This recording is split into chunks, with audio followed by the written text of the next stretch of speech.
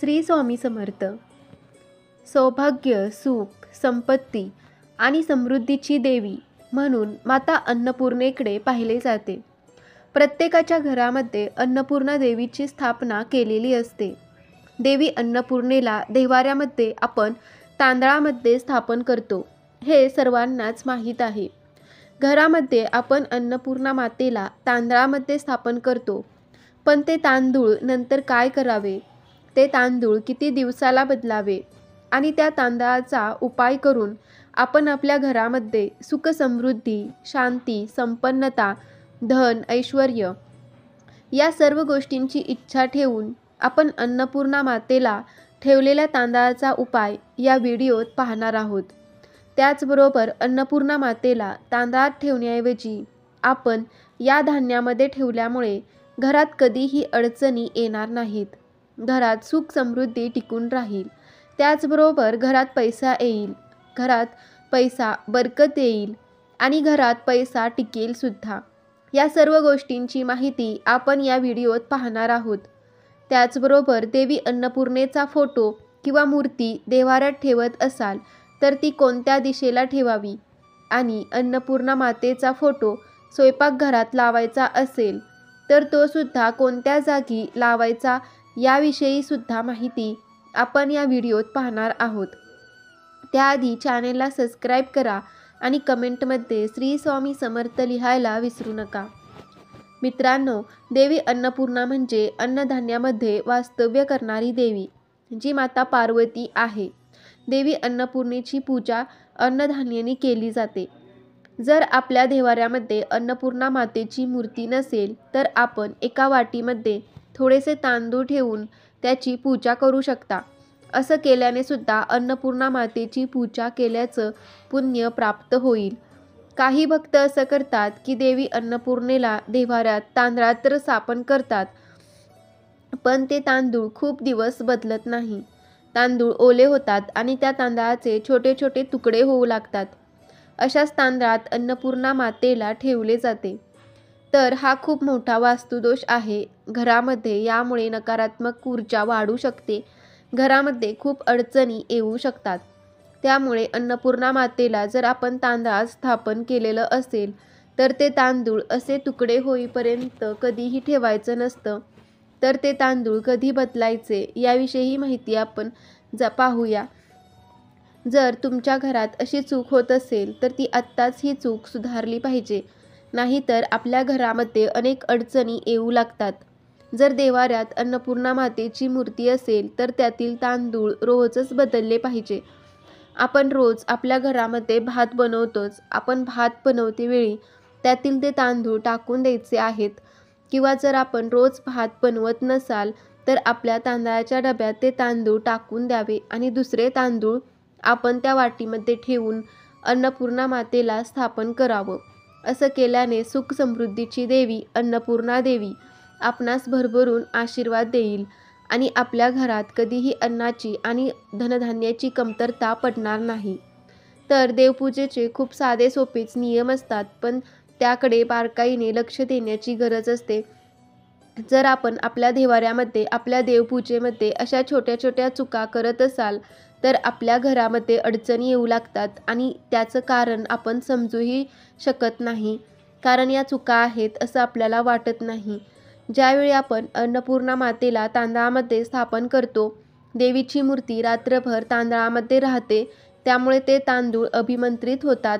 त्यामुळे माता अन्नपूर्णेचा वास असतो, त्यामध्ये माता अन्नपूर्णेचा गंध असतो.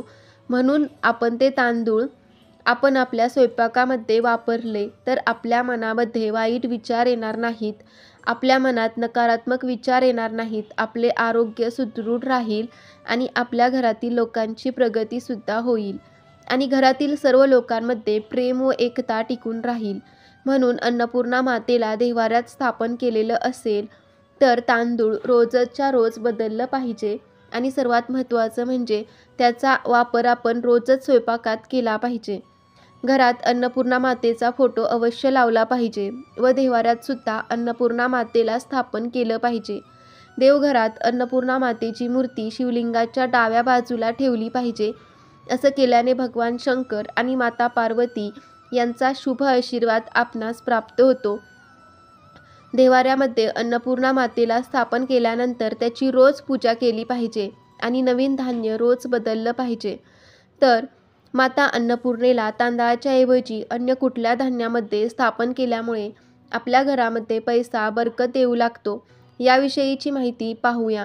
शास्त्रानुसार अन्नपूर्णा मातेला मूग डाळ अतिशय प्रिय आहे, म्हणून एका वाटीमध्ये किंवा प्लेटमध्ये थोडेसे अक्षत म्हणजेच तांदूळ घ्यावे आणि मूग डाळीमध्ये अन्नपूर्णा मातेला स्थापन करावं आणि हे रोजच्या रोज बदलावं. यामुळे आपल्या घरात पैसा टिकतो, अन्नधान्यात बरकत येते.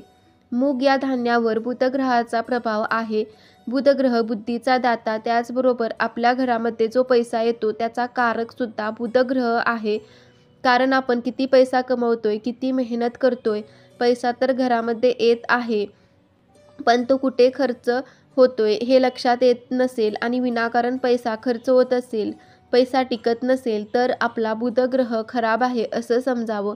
म्हणूनच सुखसमृद्धीची देवी अन्नपूर्णा मातेला मुगाच्या डाळीमध्ये ठेवल्यामुळे आपणास अनंत प्रकारचे फायदे होत असतात. तुम्ही पूर्वीसुद्धा तांदळामध्ये माता अन्नपूर्णेला स्थापन करत असाल तर एकदा ही सेवा करून बघा. तुम्हाला सुद्धा फरक नक्कीच जाणवेल आणि तुमच्या घरामध्ये पैसासुद्धा बरकत येऊ लागेल. आपलं स्वयंपाकघर आग्नेय दिशेला असणं महत्त्वाचं मानलं जातं.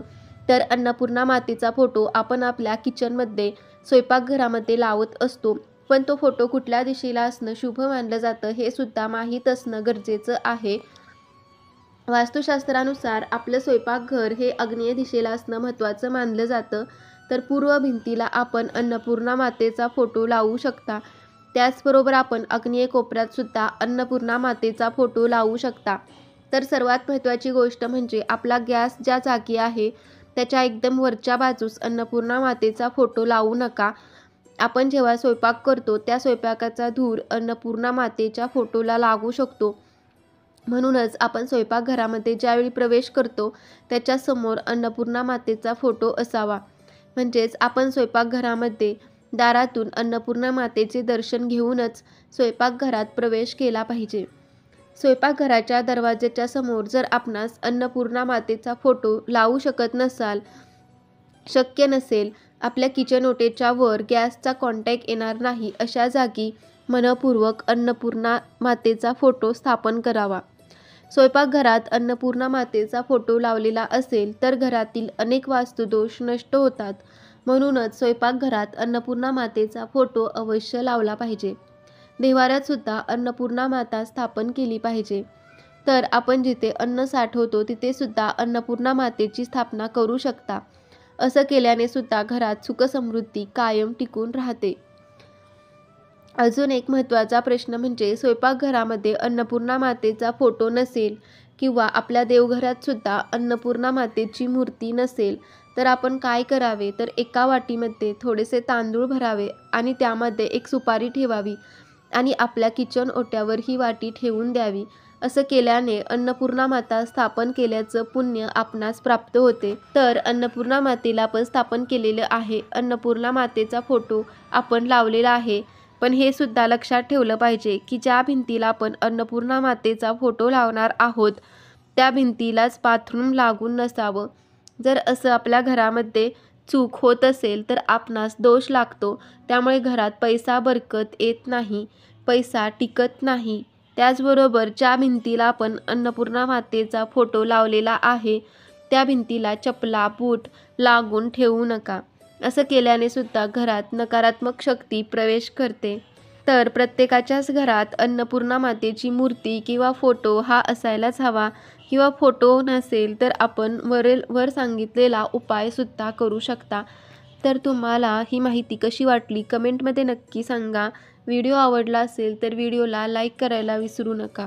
श्री स्वामी समर्थ. जय जय स्वामी समर्थ. श्री गुरुदेव दत्त.